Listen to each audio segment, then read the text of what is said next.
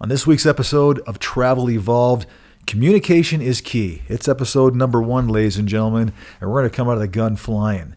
Communication, in my opinion, is one of the things that is most lacking in our industry, and it's one of the things that I think could improve our industry immensely if agencies would communicate, if facilities would communicate, mostly to the traveler.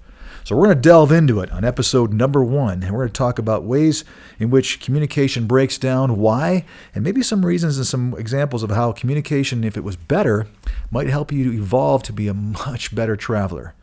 Communication is key. This is Travel Evolved.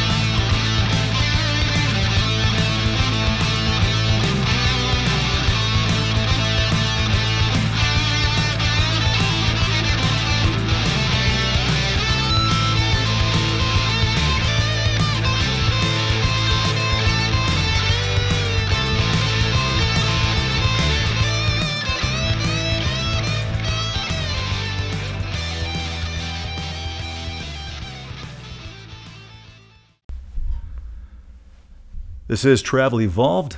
I'm Mark Holloway. Welcome everybody to the show. I'm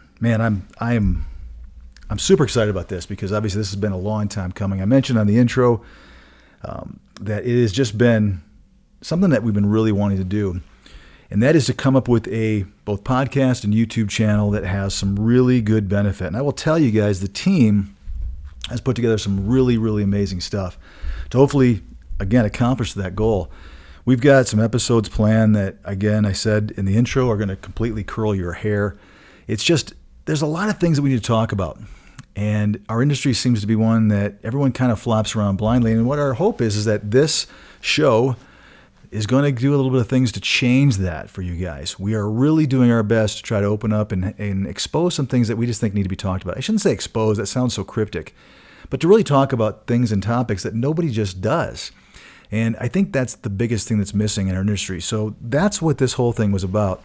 I've done some things previously in the past that were meant for a specific purpose, but this one, ladies and gentlemen, is what I think my entire career has kind of brought me to, and that is a podcast and an informative YouTube channel that gets people into a lot of different aspects of travel than they thought, and the whole idea is to up their travel game, to make things better for the industry, better for themselves, and the only way we can change this is by doing it internally. We all know that maybe hospitals may run the show with the financial aspect of it. There's where all the bills are being paid from. The agencies have a lot of control, but really if the travelers themselves were to start to dictate what they are and aren't willing to put up with, we can change some things. And I mentioned a lot, and I do this all the time, I feel this industry needs a swift kick in the pants. And I think I'm just the guy to do it. The only thing I can offer is what 21 plus years of knowledge in my head to give to you guys. And I hope there's value to that. So we have, again, I'm really, really proud of my team. We hashed out just a whole ton of episodes that we felt, and we organized them. We felt they're going to be really, really good if you take this journey with us to kind of walk you through some things that are going to build upon each other, that are going to enlighten you, to make you a better traveler, to understand the numbers, to understand how to really get the most out of being a traveler. Again, I've said this many times before, this is a different career than just being a healthcare provider. You are now a traveling healthcare provider, and you have to treat it as if it's extremely different and very different, because I believe that it is. So a couple things off the get-go. First of all, I'm incredibly humbled. We knocked it out of the park on our intro episode. I know we promoted it a little bit, but I did things before like Travel Insiders, some of those other podcasts. It was definitely a kind of a gradual build. We had to kind of get people used to the idea that we were going to talk about what we're going to talk about. I guess I'm very grateful and extremely thankful that so many people have jumped right on this thing. I mean, it is leaps and bounds I mean, we've got a full show. We've got full followers and sponsors, not sponsorship, but followers and people that are subscribing to us immediately. And I'm hoping it's because we're going to change this format. You guys know I want to change the format up a little bit. I've already got some guest plans. We've already been talking about topics. So I'm really excited that we're going to have those people on very, very soon. We're going to mix it up with not only those guests that are going to bring their own topics, which I think is really needed in this industry, but also the things that we feel that are going to be really valuable to you guys. So let me get this out of the way. First of all, I want to tell you guys, please search for Travel Evolved on your favorite podcast platform. I think we're on 7 or 8 already, and we've only been doing this for a week. So we've been picked up by just about everybody. We're going to continue to push those so that more and more of those platforms will have us. But you should be able to find Travel Evolved and My Ugly Mug on any podcast platform. Wow. So subscribe to it, because our intent, again, I like to do things about every 6 days. I think it's nice to release something on a different day of the week. I've been told, and we've learned, that Tuesdays and Fridays are actually the best day to release a podcast. So for those of you that are doing podcasts, there's my free tip for you. But I'm not going to necessarily follow that, because we've got too much to get out. I don't want to release something every Friday. I know that there'll be days and times when I just can't adhere to that. I've got a lot of things cooking with my company that I'm the CEO of currently, and it's getting busier and busier. So I am going to try to record these, not in advance like I used to do, but it's typically the week that they're going to be aired, and get them out so that they have good, viable content. But I think I'm still going to do my best to try to keep things at about once every 6 days if we can adhere to that. Again, I'm going to be traveling a lot this summer, and we'll do some things remotely. So I've got a portable studio that we're going to be setting up, and I'm going to take with me. The team's going to walk me through how to get that set up and do it right. But guys, I can't tell you, we've got crazy, crazy episodes coming. The topics, again, I think they're going to be of real interest. The whole point is I want to give you guys content and value so that you listen. If you guys stop listening, we'll stop doing it. But so far, we're going to continue this, because I think what we're offering you guys is unique. And if nothing else, it's something you're just not hearing from somebody in my position or anybody that's really on this side of the equation of the agency side. And I've got, like I said, 21 years of experience that I want to share with you, and things I've learned about facilities, about vendors, and about travelers themselves. So again, if you're also more of a visual person, and you want to follow us on YouTube, just search Travel Evolved, and you'll see us on YouTube. And on that, you'll obviously subscribe as well. And if you hit the bell, you'll get notified. I think most phones have a push notification on podcasts. So if you're listening to us on a podcast and you've subscribed, you usually get a notification that there's a new episode out. On the YouTube, you actually, I think, have to hit that bell that they have, and that also allows you through a different variety of sources to be able to know that there's a new episode being released. So look for these about every 6 days. So hopefully that will continue, and we're going to do our best to try to adhere to that. So that being said, I really struggled. Not struggled, I shouldn't say that word. I really thought hard about what I wanted to come out of the gun with on this show, and I'll call it a show for lack of better words. I hate keep saying podcast and YouTube channel.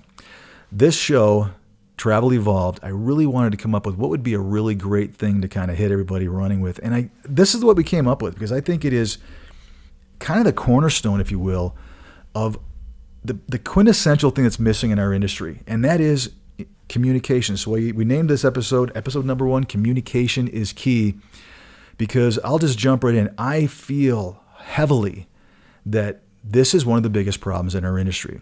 Nobody talks to anybody else. And I'm talking about whether you want to go into the triangle of trust or the quadrilateral of trust, if you want to throw vendors in there. That's just our industry. It is not necessarily by design, but I think it's become that way over time. That specifically there are, and we'll get into this in a minute, but there are people in our industry that don't want people talking because it's going well for them right now. They got it good. And as they say, get it while the getting's good, so to speak. And these people have been getting it for years. There are a lot of men and women in my position that are shocked and amazed and blown away, and maybe not as grateful that they are making the kind of money off of travelers' backs, sweat, responsibility, risk, you name it, all the things that you guys do and go through, that they don't want to change that. They love their lifestyle business, and they're making millions and millions of dollars and buying homes and on beaches and in mountains and that sort of thing.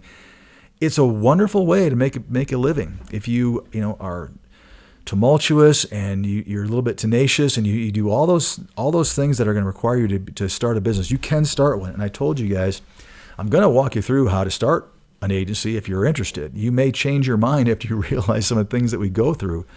But for those of you interested, that's going to be part of this show down the road here. We're going to walk you through exactly what it takes and the heartaches and the triumphs as well of being in an agency. So communication, it is, like I said, it is completely lacking. Our industry doesn't communicate at all. I do know that there are certain CEOs that talk to other CEOs, but it's more about trends. It's more about, I've been involved in some of those conversations. It's more about, I can't even put it this way, the bragging rights. I've got this many things going. We just booked, these guys, and we've just took over this hospital. It's typically not a lot of self-inflection as to how could we change and make this better for everybody involved. It's typically how do we make it better for us and we make more money. Facilities and hospitals, they certainly are, even though they're the ones that are generating the revenue, they're the ones that, I shouldn't say revenue, they're the ones that are generating the pay, they're the ones that are putting the money up for all of us to work in this world. They absolutely seem to be almost completely out of the communication circle. I don't see a lot of facilities that are out there promoting their own facility to travelers, to agencies, trying to get people to come to work for them. I suppose there are a few things here and there, but the communication from facilities is almost non-existent. We'll talk about that as well here on this episode. It's just one of those things. So like I said earlier, a lot of travelers are forced to communicate with themselves, and you guys are oftentimes right on the money. Sometimes you miss it by a mile, and it's understandable because you just aren't always on this side of the desk. And for those of you that have been recruiters or are recruiting on the side or have started your own company, that's where you kind of get a little bit of the full circle, the taste of what this whole industry is all about. But the fact is, our industry just doesn't communicate. And I believe wholeheartedly that if we did, we could solve a lot of the problems that are inherent in our industry. And guys, there's a ton. Just the nature of what we do. We are, the agencies are in one part of the country. Maybe they've got multiple locations here and there. You as a traveler are leaving your home, trusting an interview with, a manager for 15 minutes, maybe a little bit longer, but not typically that inclusive of an interview. It's just like, hey, can you do the job? Come on, let's go. Do you like what they say and they like what you say? And you're trusting an agency to, like I said in the Triangle Trust episode, you guys are trusting an agency to pay you properly, to make sure that they're credentialing you properly, and all those things that fall into play. And then you just jump in your car and you drive across the country or drive across the state or a couple states away to start an assignment. And it just is inherent in our industry that communication typically is lacking. I don't care if it's really walking someone through exactly how they're going to be paid, or a manager or who's interviewing you, really giving you the full taste of what this assignment is going to entail, the types of patients, the workload, the flavor of the unit, if you will, and the feel of that unit, all the things that you really walk into blindly. I think you guys could all admit, you just don't always know. You don't really have a great idea of how you're being paid, where you're going, what it's going to be like. And I feel that is inherently part of our problem of our industry. I can't fix that, but we could get it to be a little bit more improved, I think, if we started talking a little bit more. And I'm really primarily, obviously, talking about agency to traveler. There's anytime there's a problem, typically, what I've learned in 21 years is the problem arises because the agency didn't communicate effectively with the traveler of what to expect if something happens. And we'll go into some of these examples here in a little bit. The news always isn't good news. And I think that's where the problem lies. A lot of agencies are scared to talk about things that could happen because none of them reflect the agency well, and they want you to go to work so you can generate that revenue for them, and they can make their 26 to 33% margins off of the bill rates off of you. So they don't want to talk about things that are negative. And what I find is if they were to have more honest conversations about what's going to happen, potentially if this situation arises, then you're prepared. And when it happens, you're less angry about it. And the anger tends to come, from the traveler side because of, in my opinion, lack of communication from the other sides of the triangle of trust, so to speak. So here's the fact. And if you guys don't know the triangle of trust, I'm going to be doing an episode about that again. I've done them in the past, but really I'm talking about the triangle being the agency, being the traveler themselves, and the facility. And then, like I always say, I throw in the quadrilateral of trust because you've got a vendor sometimes that are in between the agency and the facility, and oftentimes they're interacting with you from credentialing. There's sometimes they're doing the payroll. So they're approving time. So they're involved heavily. So it's really, I need to probably change that to the quadrilateral of trust. So it's real, and there's a lot of problems already inherent with that. So that's just, I want to tell you guys what the triangle quota of trust is, if you haven't heard that from me before. So within that realm of how we do things, it's not like we all work at one company, like my business, where you can, walk down the hall and go into a conference room and you can hash things out, or you can talk. It's different because everyone's in a separate location and everyone kind of is working independently of themselves, if you really think about how our industry kind of works. So first and foremost, agencies don't really want you to know much, especially about their business. I think that's an honest statement to make. I think the truth is most companies out there want you to know the good about them. Maybe they pay really well. Maybe they've got a lot of locations. Maybe they've got a really excellent recruiter that you like. Maybe they give away a lot of swag or who knows what. But that's the stuff they want you to like. What they don't want you to know and ask them is anything detailed with regard to how much money they're making, how they, what are they spending on credentialing, all the things that are probably things that you should know about. But they're not going to tell you. It's their business. And a lot of them will say, it's none of your business. Here's our pay package. Go take it or leave it and go kick rocks if you don't want our package and go work for somebody else. That's the mentality out there. I understand it. I'm not disagreeing with it. There's a lot of businesses that don't let you into their world and their financials. But I do think it causes problems when companies don't. If you don't know if you're getting a good deal or not, you already kind of have your guard up and you're kind of wondering, what's going on with this company. If you've worked for them in the past, certainly that helps eliminate or alleviate some of that because you trust them, hopefully. But the fact is they really don't want you to know much of anything that happens that is on their side of the desk that doesn't involve paying you. So what they're billing the facility, how the facility pays or doesn't pay, is it who the vendor is sometimes, what the reputation of that assignment is. They want you to know the good and only the good. And I think that's a really real statement to make. If you ask a recruiter some tough questions, they either don't know, which is, again, directed by the higher-ups that have said, we're not going to teach our recruiters the answers because we don't want them to know. Or they're pretending they don't know because they don't want to tell you because they don't want you to know how much commission they're making or how much money the company's making hourly on your work and your efforts. And if you really think about it, it's such a bizarre world. I mean, again, I just had myself a moment there where it's like you just think about what it is that we do. And I say we, I'm talking agencies. To make the kind of money we make, it really is, in my opinion, a bit of a disparagement. I've always said it's too much. For what we do, we are basically floating payroll for 6 weeks on average, which means that's what we do the best. In the circle of this whole work environment between, and I guess we'll go back to the quadrilateral of trust, our biggest value, in my opinion, in this cycle is the payroll floating. Hospitals would tell you that.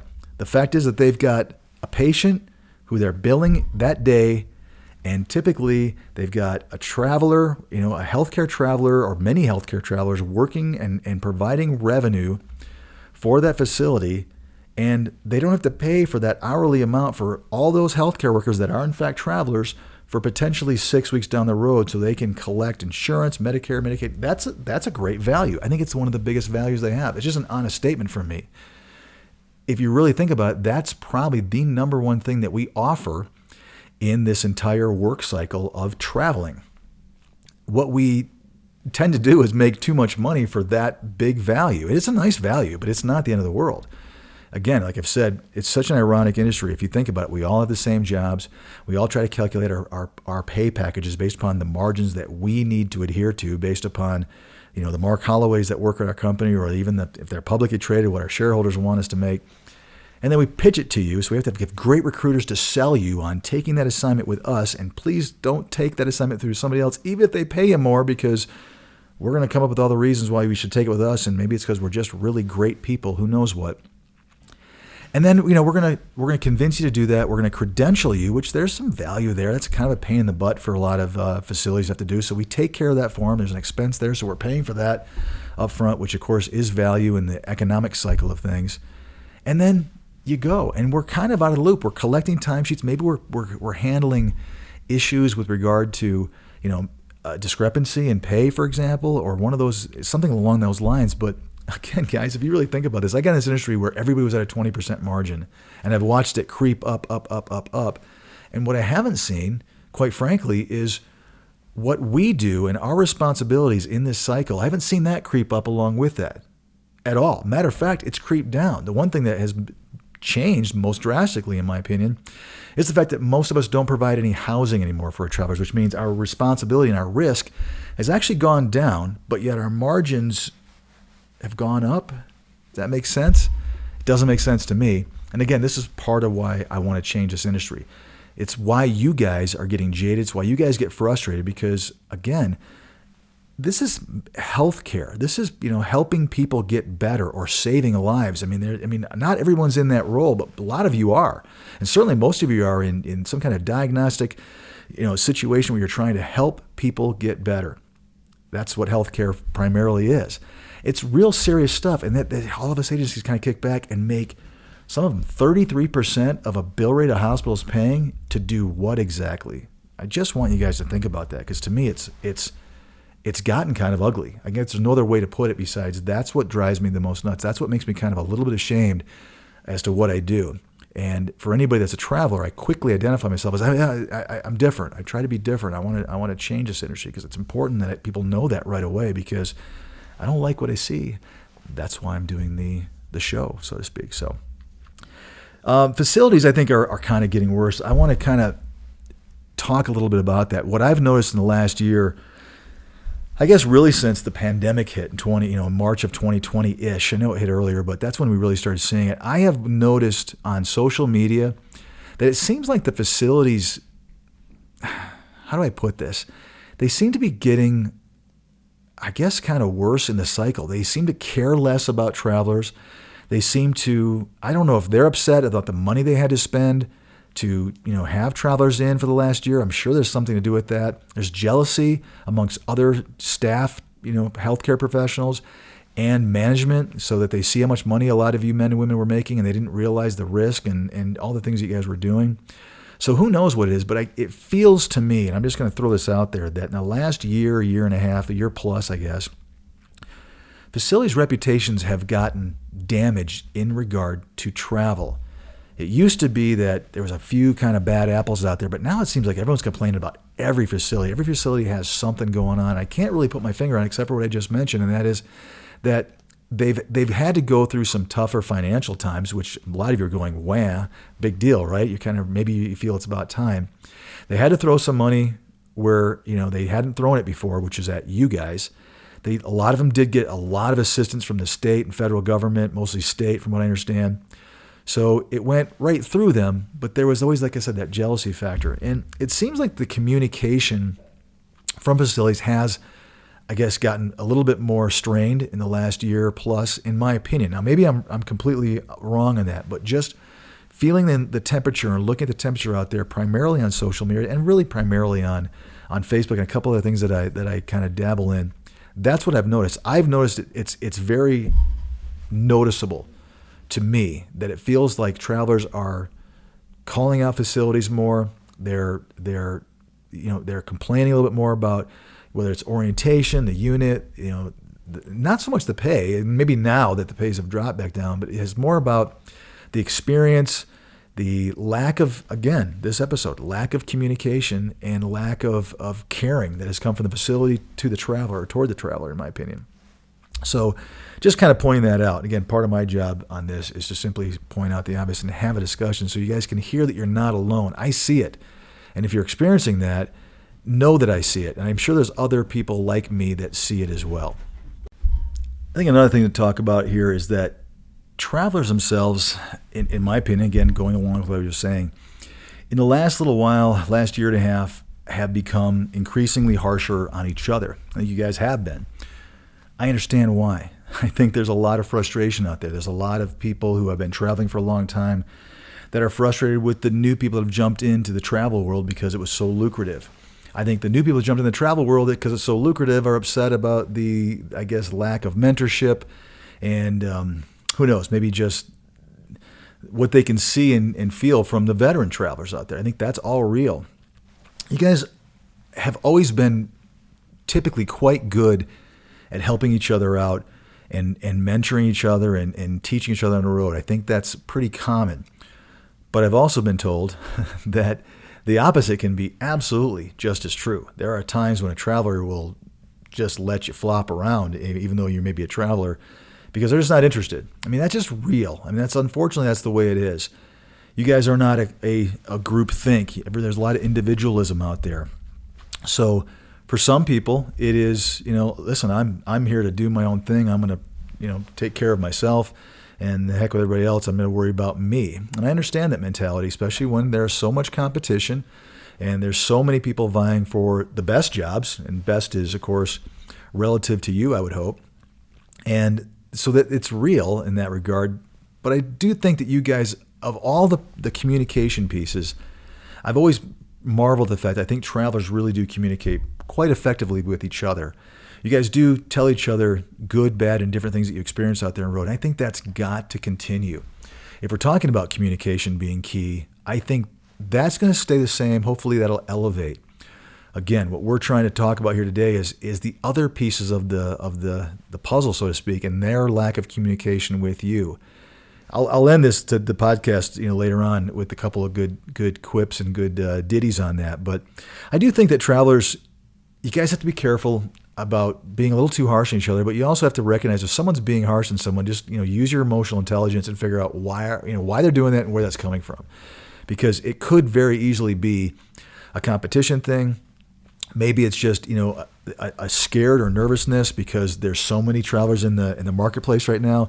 So it's real. And again, you guys are wonderful at recognizing that sometimes we all need to use our emotional intelligence a little bit more and a little bit better to really understand where that's coming from. But I have seen it. Again, you can be on social media, and sometimes, man, you guys are wicked to each other with a quick tongue or something when someone says something, and then the next 3 or 4 things down in a Facebook group, for example, you'll see someone truly helping another traveler out. It's pretty amazing. But I will say overall, again, just my opinion on this, just from what I've observed, it seems like travelers have become a little harsh with each other. And I think it has a lot to do with what I just mentioned, that competition, that supply and demand that you guys are worried about, and you have every right to be, right? I do think that it seems, again, just on a side note, that it feels like a lot of travelers that jumped in are already starting to jump back out and realizing that maybe this was a short-term thing, that this lifestyle may or may not be for them. So if you're listening or watching me, hopefully this is the lifestyle you've chosen, and I'm going to try to see if I can make it a little bit more enjoyable, make it a little more lucrative, a little bit better for you. So anyway, I just want you to point out that I do think that if you see it out there, harshness from one traveler to the other, recognize where it's coming from, try to stay out of it, and again, migrate to people that aren't that way. People are going to help you, and if you feel like someone needs help and you're willing, man, hats off. And I think that's, again, all this stuff is what's going to make the industry a lot better. Helping each other. If you guys became a united front, holy cow, right? If everyone was really educated and understood all the sides of this equation, you guys would be a force to be reckoned with. And I'm going to say that so many times over the next few years while I'm doing this show, we'll call it, right? So I guess I want to talk about why it is that the industry doesn't really communicate. And there's a number of things that I thought of when I was preparing for this episode that I really felt were key principles of it. And I think most of it is, it's a fear of understanding. People don't want you to understand. And I'm talking about everything we just mentioned. So I'm going to bring it back full circle here.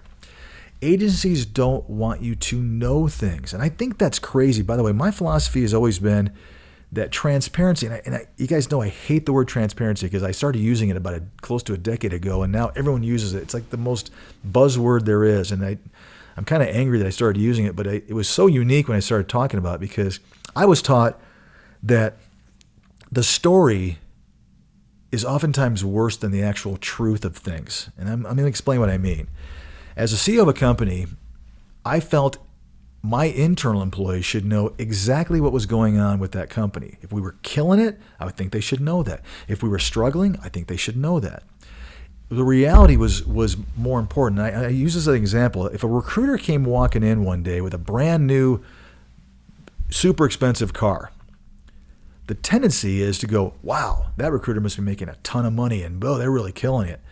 And the fact is that you don't know. What if that person's spouse makes a lot of money? What if they, saved up their money because a car was really important to them. That's what they wanted. If someone were to say, hey, listen, my wife is, she makes all the money. She's in sales, she does some kind of software sales or something. She makes a killing. And so we do well. It's not because of what I do. That tells the story. And I'll never forget when I first started a former company of mine, one of the first couple of years, there was a recruiter working for me, and I won't mention his name, but a good kid. And he got his W-4 at the end of the year, and his mom saw how much money he'd made through me, and she said, wow, if you're making that much, can you imagine how much Mark personally must be making? And it was funny because it was maybe our second or third year in business, and the truth was I'd lost money that year because we had grown, and that was part of that model was to, as you grew, you'd hire recruiters, you'd spend some more money on advertising. The company itself had a deficit, which was good because it was basis for tax purposes, so actually showing a loss was helpful. But at the time, I remember I'd paid myself so little that we were just making sure that we were keeping as much money in the company. And that's what kind of was the catalyst for this. It made me realize that, man, if people just have this perception, and that must mean that they think something. And I found right then and there, if you can tell people the truth, they're going to have a really different understanding of what transparency really is. If you're really willing to tell people exactly everything, the story goes away and the truth actually becomes a story, which is healthy. And what I'm going to say now is that nobody on my side of the desk wants to show you that transparency. People talk about it. I'm seeing it less and less, but there's a few companies a number of years ago were talking about, we're transparent. Really? What's the bill rate you're getting from the hospital? Well, we can't tell you that because the hospital won't allow us to. What's your margin? Well, we're running at this margin. Really? Well, can I do the math? It doesn't really seem like it is at that 20% margin. Matter of fact, it looks like it's closer to what the industry average is of 26%. And it looks like you guys are pocketing more than 20%. Oh, well, we've got, credentialing and we've got swag and that's the kind of transparency that seems to be rampant in our industry. It's saying transparency and not having it. So it's saying you're communicating, but not really communicating. If you go on to almost all social media platforms and you start seeing people complain about, let's just talk about an agency at this point. If you really look at what the problem is, it oftentimes and almost always seems to come down to lack of communication. Well, I was upset because I didn't, my company didn't pay me for, there was no guarantee on, let's say, being called in. I thought there was going to be 6 hours of minimal call-in pay, and there wasn't. Well, that's communication, right? How come you didn't know that? How come you didn't talk to your recruiter about that? There's a ton of things like that in our industry that are difficult. Let's be frank. There are difficult things. There's so many of them, it's difficult to cover everything. But a good company would cover most of the things that are going to come up with on this sort of thing. And I'm talking about things like being canceled, right? Guaranteed hours when someone, when they call you off. What's the rule behind that? You'd be amazed how many travelers don't know what that facility's policy is and therefore what that agency's policy is if they get called off for a 12-hour shift and how often they can do it. And the rules typically is if the agency can't bill, you're not going to get paid unless the agency's margin is so ridiculously high that they have that buffered in because everyone's paying for that. Gosh, I keep hitting that. Everyone's paying for that, so you're kind of paying for it anyway. If that makes sense. Sometimes I talk around things instead of coming out and saying it, but we'll get into this as episodes come by. But mostly it's a fear, and I think that I will say this. I believe people in my position are scared to tell you the truth, and typically it's because they feel that they are making more than what they should be.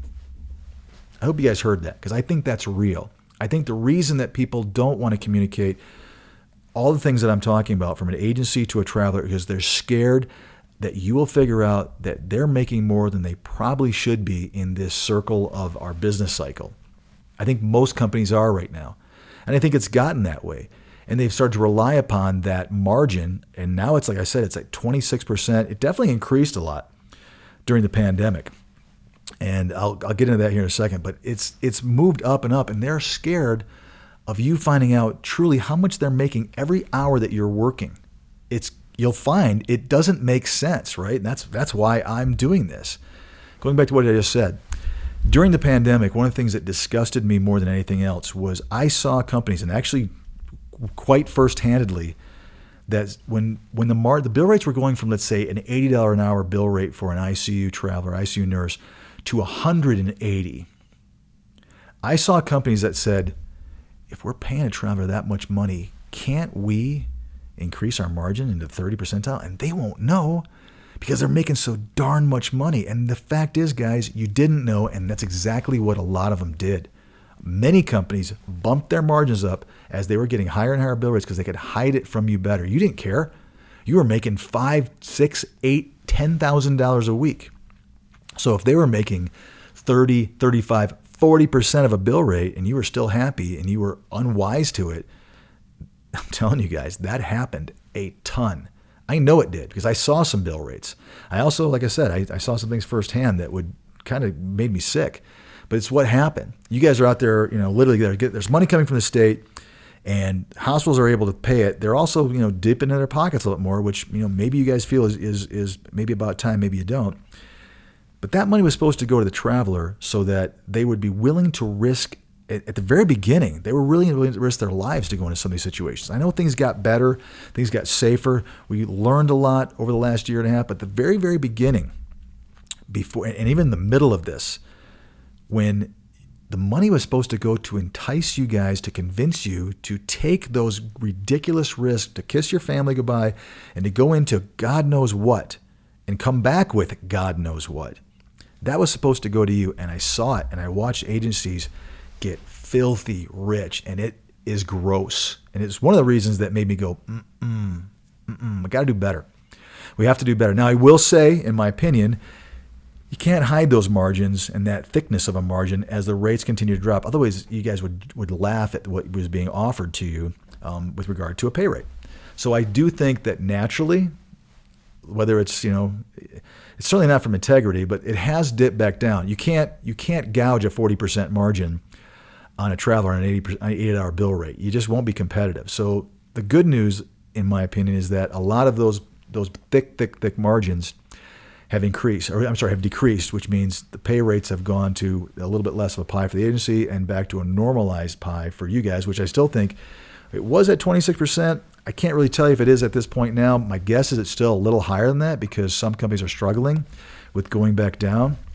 I know there's a bunch of companies that jumped into the marketplace that probably aren't even in business anymore because they didn't know how to function on a normal 26% margin, which is what the industry standard seems to be right now. So anyway, that's kind of real. What I'm getting at is that agencies they are scared of you finding out this kind of information because it doesn't make sense. It doesn't make sense to you guys. It probably wouldn't make sense to the hospital, but they don't really care. And I hate to say it like that.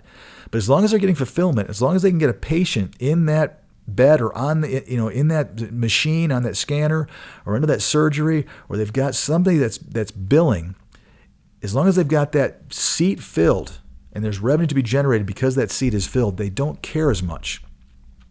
I will say that if CEOs and CFOs of hospitals knew a lot more of the nuts and bolts from an agency standpoint, they would also go, wait a minute, we're giving all this money to these guys? You guys can understand how they may not be as concerned, but if they stop getting fulfillment and it starts to thin out again, they will be concerned. And what they're going to be forced to do is raise their rates. And what they should potentially be looking at is, who am I working with? Who are the agencies that are supplying my facility and my system? And are they taking too much so that our fulfillment is down low? That's what they should be doing. We'll see if that happens. The wonderful part about our industry, everyone, is that it does kind of fix itself in some way, shape, or form. The biggest thing I think that is not as fixable right now is, in fact, the normalization, if you will, of that 26% margin that, as I've watched increase over the last 2 decades from about a 20% to 26, which doesn't sound like a big deal, but we're talking a couple of $100 a week out of an average traveler's pocket. 150 minimal. I mean, that is a big amount. As inflation is, just normal, not inflation, but normal, cost of living has increased. What used to be a normal $50 bill rate, and yes, I'm old enough to remember when med-surg nurses, our bill rates was right about $50, $52 an hour, that are now at $80, or close to that. It's easy to kind of hide, I guess, profitability in those numbers. So it's increased as that stuff has increased too. So anyway, I'm all over the place, but you guys get what I'm saying. I will say that communication is purposely withheld from you because they don't want to communicate too much because they don't want you to know everything. That scares the hell out of them. That's what I guess my point is, that it's about fear. It's fear from the agency that if you guys knew you might not work with them anymore. So we're going to tap dance and disguise that under whether we're a family atmosphere or we've got, we're going to really focus on hiring great recruiters that people like, which are salespeople. And I think that's a great philosophy. If you got a recruiter that you love, they're really valuable, right? If people like that recruiter, there's a lot of value in that. That helps an agency look better because a recruiter is oftentimes the voice of that agency. So they can disguise that, I don't want you to know by, we'll tell you what we can, but we just want you to focus on your money and focus on what we're offering you and our wonderfulness. And every agency has their own feel, their own flavor. And you guys are wonderful. You get to pick and choose what flavor you like, right? And that's what's great about it. So that's what I'm saying is that they are oftentimes scared for you to know. I think not even oftentimes. I think all of them are scared for you guys to know what it is that they're making because it seems, and rightly so, that it's too much. Most of them kind of have don't ask, don't tell kind of mentality, I guess is what I'm getting at. If a traveler doesn't ask, we're certainly not going to offer. If a traveler does ask, we may struggle. We may have to, I'll have to get back to you and find out. But what I'm hearing out there from you guys is that when you guys ask a legitimate, tough question, that the answer oftentimes is not a good answer.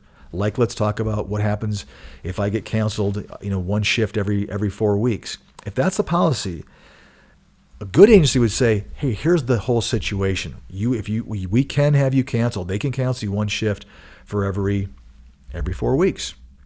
Here's how our agency functions. This is the margin that we're at. This is what we incorporated. This is what we calculated based upon a total number of hours that we thought minimally you would be working so that we could calculate those hours, figure out what kind of profit we were going to make, and then we could therefore offer a pay package to you that would keep us in our margin and allow us to be able to quote, if you will, a pay package for you. When that total number of hours is decreased that much, either we had a big enough margin that we don't care, which is kind of the worst answer of all, if you want my opinion, or we're going to have to not pay you.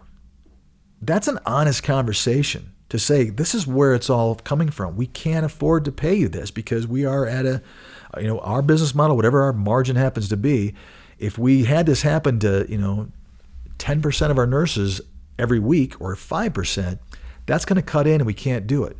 And one thing I think that, again, communication, this whole lack of transparency is that travelers think that agencies make a lot of money off of them individually. And I just got done saying that they kind of do, but it's less than what I think most travelers think. I've had travelers tell me that they think agencies make 50%, like half of it goes to them. I don't know of a company that does that. If they do, they won't be in business very long. But I do think that they do make more than they should. But it oftentimes isn't as much as you guys, not you guys, some of you seem to think that it is. There is an amount, and I think it's too much, but it's not often as big, if that makes sense, as the general population sometimes feels it is. You guys think that they make just a ton of money. They make great money off of each traveler, and if they do it well and they hide, and they're not communicating with what's going on very well on their side of the desk financially, then they can get a whole bunch of people going. That's when the business gets really good. A couple, 3, 4, 500 travelers working for your company on a 26% margin, that is a really, really lucrative business for most companies if they're careful about what their operating expenses are. So it's that whole don't ask, don't tell mentality. Hospitals, I think they fear transparency as well. It's almost like I compare this to the going out and going to dinner at a restaurant. It feels like less and less do I see really good reviews on facilities. Now, every once in a while I'll see one, and it's so refreshing. It's like, wow, this person said the staff was great. They made great friends. I absolutely love it. Or someone will be asking for a recommendation, or not a recommendation, but asking for an opinion. I'm going to interview at XYZ hospital. What are the thoughts? And every once in a while I'll see some really good reviews, which tells me that facility is killing it with how they treat their travelers and what that overall quality of assignment is. However, it does feel like more and more it is no, don't go there, don't go to the whole system. I never worked at that hospital, but the whole system sucks.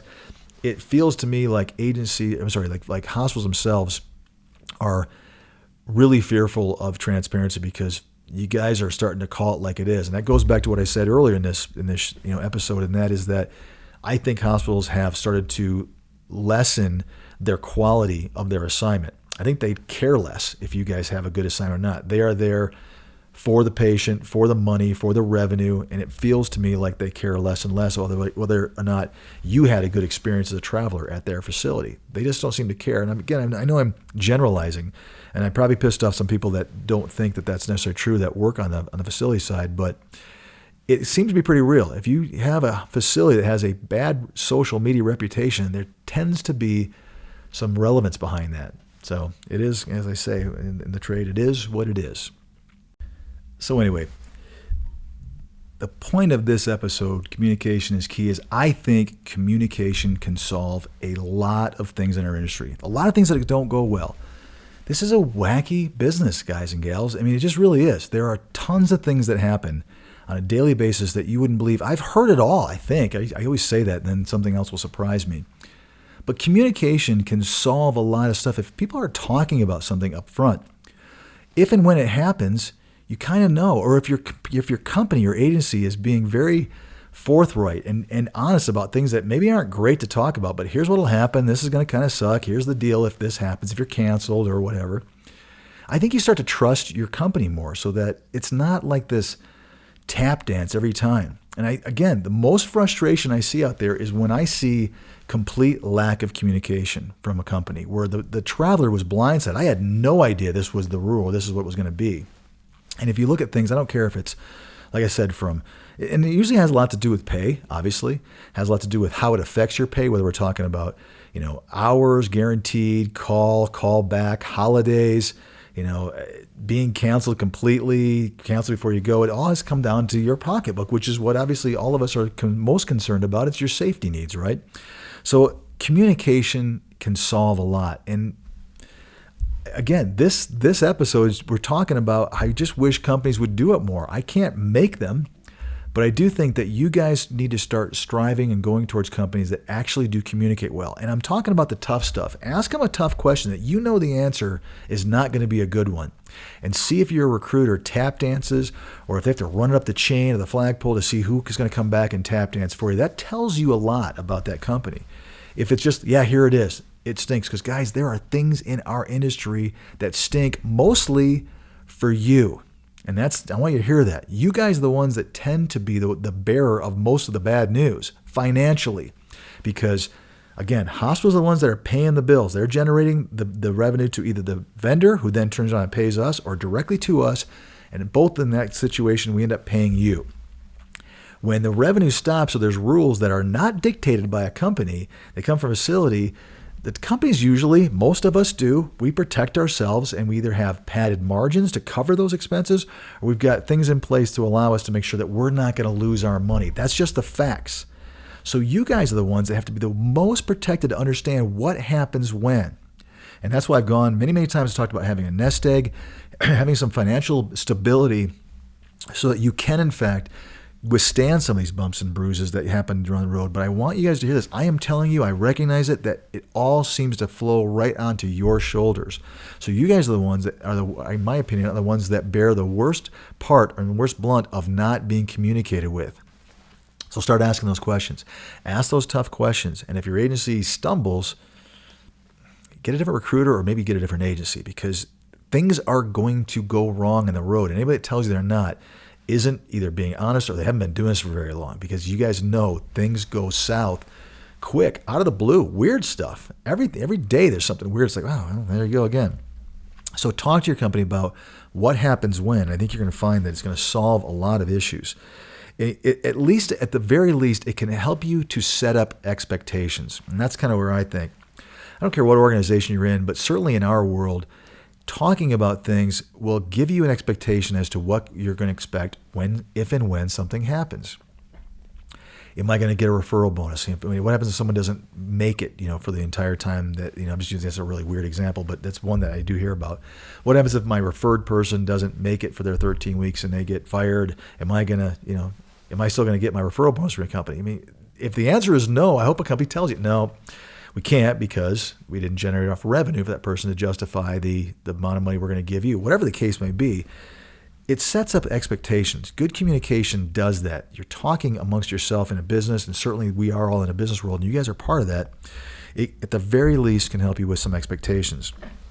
Understanding the rules makes for better understanding, and in my opinion, that translates, you would think, to better loyalty. So if a company is telling you the hard truth, I think knowing you guys as well as I do, you have a lot more respect for that than you do someone that's going to BS you or tell you something that you just want to hear, even if the answer isn't right. And then when it comes down to it, that's when you get the most frustrated because you thought something was going to be one way and it turns out it was the other because of lack of communication. So it builds loyalty. And this is what I don't understand. And for all you recruiters out there that are listening to me, hear this. It builds loyalty. And for my competitors out there listening to me, start teaching your people this stuff because you will get a brand of an agency out there that has more loyalty because you're willing to talk about things that happen to us all and happen to all of you guys. Gosh, I keep doing that. I'm so sorry. Keep hitting my microphone here. It happened to us all. And if someone is willing to talk about it openly, they've got my vote as a company that at least is going to have those tough conversations because most of them won't. You know, you guys as travelers, you kind of live in a world where there is a lot of bad news. And there's a lot of bad news often. Again, you're running that gauntlet of, I want to take this assignment. It seems great. The pay is what makes sense to me. The location makes sense, or the location based upon the pay, or the pay based upon the location. This is the assignment I kind of want. And you go in there hoping, don't you? Hoping things go really well and you're able to fulfill that 13 weeks. You love the unit. You love the facility. You love the town. Everything is perfect. How often does that happen for you? And I hope it happens a lot. If it does, that tells me you are making really good, solid decisions on where you want to go. You got potentially a good company that you're working through, and you've got good hospitals that you're making decisions in which to go to work for. But for a lot of you, it's kind of hit or miss. Sometimes it happens, sometimes it doesn't. But you guys, unfortunately, you live in a world where there is a lot of bad news. And like I just said a few minutes ago, most of that bad news tends to fall squarely on you guys, and it hits you in the pocketbook and financially because that's just the world in which you've chosen to live in. And I hope you guys really heard that. You guys have chosen to live in this world, and it's a lucrative one, and one that I hope by listening to me and your peers and other things that are out there that you can also be a sponge for, you can make it a great, great career. But understand that you do have to learn. There is bad news out there, and that's part of that decision that you said, all these benefits that I get from being a traveler, here's all the bad news. I certainly hope the good news outweighs the bad. If it doesn't, either you got to figure out what you're doing wrong or who you're working with that's wrong, or get out and go back to what makes you happier. It just wouldn't make sense, right? So I think that's the way it is. Listen, there's cancellations. I talked about that. That happens a lot. Happened a whole bunch just the last few months ago when the high volume of high-paying jobs started to decrease. There was a ton of travelers flooding the market, and a bunch of people were getting canceled. They were getting canceled like that, out of the blue. No warning. See you later. This is your last shift. Go home. You know, all I would say is I hope that people made a ton of money and they were smart enough to be able to put some of that in the bank, and they were able to withhold that kind of blow and go, all right, I got a couple of weeks. I can go find something else. You know, maybe it isn't going to be that crazy lucrative, but at least it's going to pay the bills and it justifies what I'm doing. So that happens. You've got guaranteed hours. I mentioned that. Guaranteed hours doesn't mean diddly squat to me. I'm telling you that the only people that want you to have guaranteed hours is us agencies. We want you to work your minimum so that we didn't goof when we made the calculation for what we could pay you hourly based upon the total assumption of hours that you would work over a 13 or 8 week assignment. So we want you to work your hours. The facility, maybe they care, maybe they don't, but if they're going to have a low census, they want you to be done. And you guys want to work your hours because you're also kind of counting on that weekly amount of revenue at a bare minimum. You pay your bills that way. If you've got some extra jingle in your pocket, you may go spend something and you're hoping that you still get your either 36 or 40 the very next week. So when it doesn't happen, that's when communication is key. What's the situation now? And I hope you guys know the answers to that. You know, you've got endless payroll issues. I mean, I don't care if it's a 15-minute discrepancy or a whole shift where you didn't punch in or punch out, or something was going on with the timekeeping system that you weren't able to, or your manager didn't get the time in properly. There's all kinds of almost endless issues with payroll. And again, you guys live in a world where this tends to fall completely on your shoulders. Mistakes happen in industry, and unfortunately they happen a lot because of just the nature of how many people are involved in the process. And it's not just one company. It's 3 companies typically, and a traveler who I hope you kind of treat yourself as your own business, right? So we'll talk about that a lot coming up here. So if your agency isn't communicating honestly, switch agencies quickly. Get away from them and communicate, in my opinion, with your peers about that agency. Again, you guys got to start talking. You guys do already. Trust me. Believe me, I haven't.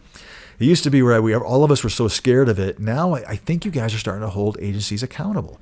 If your agency isn't communicating well with you, I don't care if it's, you don't hear from your recruiter until the last minute. If you are a type of person that needs to hear from your recruiter and they're not talking to you until it's like, hey, you want to extend or you want to go to another assignment, that's probably not a good thing for you. If you're a lot of travelers I'm talking to lately that's perfectly fine with me. I don't even want to talk to my recruiter. They're worthless to me.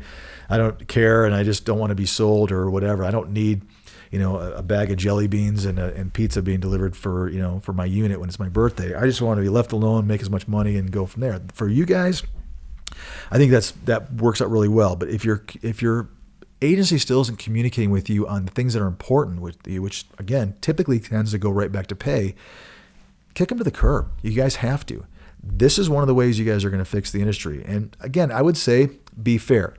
If it's happened once and maybe it's something that's on your shoulders, take responsibility. And I think that there is a lot of reckless, I guess for lack of a better word, beating up of both facilities and agencies that maybe has something to do with you guys. So I would ask you to be careful with that, because if an agency is a good agency and you just had a tough experience with them, the tendency is like this. Like I always say, it's like that going out to dinner and you want to give a bad review because the waiter or the waitress happen to be having a bad day and you've always had a great experience, but you're going to go beat up that restaurant and tell everyone to run away. That's probably not a good idea.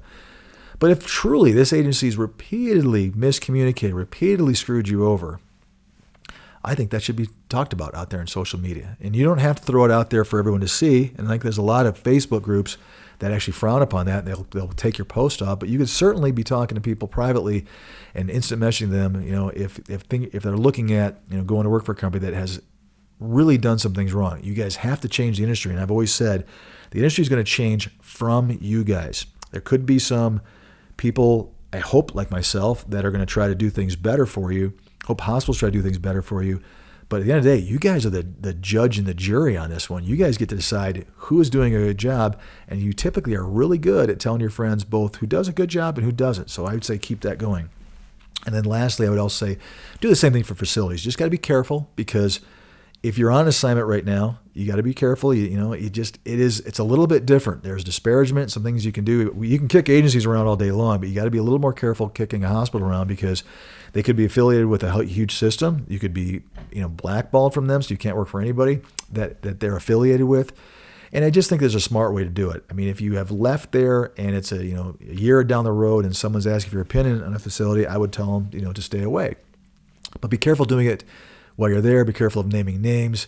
And, again, be careful, and we'll talk about this again in some future episodes quite heavily, actually, to be careful to make sure that you're not burning your own bridge and shooting yourself in the foot, so to speak. But I do think it's important that you guys hold facilities as accountable, if not even more accountable, than you do your agency, because at the end of the day, that's where you're spending your time. That's where lives are oftentimes at stake. That's where your nursing and or allied license is also, and your certification could also be at stake, and the agency has less to do with it. So I do like the fact that I am seeing more and more of you holding facilities accountable, and you are giving accolades when they are due. And I really love that. When I see, when I see people talk about agencies and how great they are, I oftentimes wonder if there's an ulterior motive. Are they getting referrals? Are they affiliated somehow with that agency? Is their best friend a recruiter there? Is their husband a recruiter there? Who knows? But I think some of it's real. But when you guys talk about facilities and you shed some really good things on them, I just tend to believe them more. I don't know why, because it just seems like it's real. I had a great experience there, made tons of friends. They were really travel friendly, and I loved them. I don't know, but that just has a little bit more merit to me. And maybe it's just because I've been jaded seeing both positive and negative fake spins on agencies for so many years now that it seems to be a little bit more real with facilities. So anyway, guys, as always, I really appreciate you tuning in. I hope I did this first episode justice. Communication is key. I think it's the cornerstone of what fundamentally, in my opinion, has to change. And it doesn't have to be everything at once, but if we started to communicate better with travelers, if travelers started communicating with us better, if hospitals and facilities started communicating with their travelers a little bit more, if the vendor actually got a little bit more involved in the communication between the traveler and the facility and the agency, a lot of really big steps would be made. This industry has been forever, I guess, survived on the let's not talk about it. Let's keep it quiet because we just want to make money and the travelers just want to make money and the hospitals just want to make money. And it's created, in my opinion, a little bit of a black hole where you just don't really know where the information is and if it's good, if it's real. And I think that communication can fix a lot of frustration on your end. So communicate with your facility, communicate with your agency, and if they're not communicating back with you, time to get a different facility, time to get a different agency. Guys, as always, I can't thank you enough. I appreciate it. And I will talk to you guys for episode number 2 next time. Talk to you soon.